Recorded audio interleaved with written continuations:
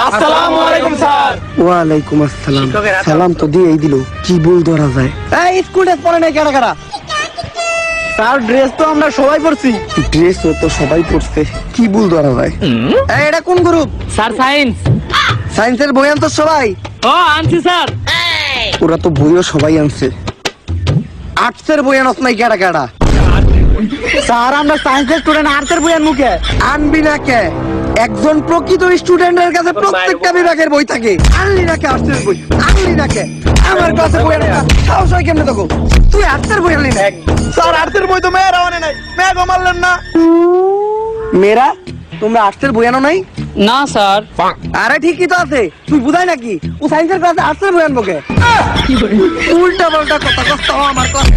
আরে কথা কথা বেদবি করো তুই, আর তুই উল্টা পাল্টা কথা। এইবার নাম প্রেজেন্টের পালা। আমার ক্লাসে যে অ্যাবসেন্ট থাকবো ও তো মরবো, লগে ওর বন্ধুও মরবো। স্যার ছেলেকে ভিতরে আজকে সবাই আইছে, কিন্তু মেয়েকে ভিতরে দেখেন মাত্র দুজন আইছে, আর যারা আহে নাই সবাই ওকে বান্ধবী, ও করে মারেন।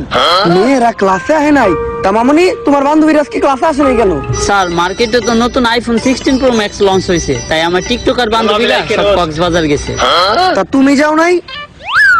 স্যার আমরা তো যাই আইসাও পড়ছি। কক্সবাজার গেলেই কি আইফোন পাওয়া যায়? আমি গেলে আমি পাবো না? স্যার আপনি তো মেয়ে না।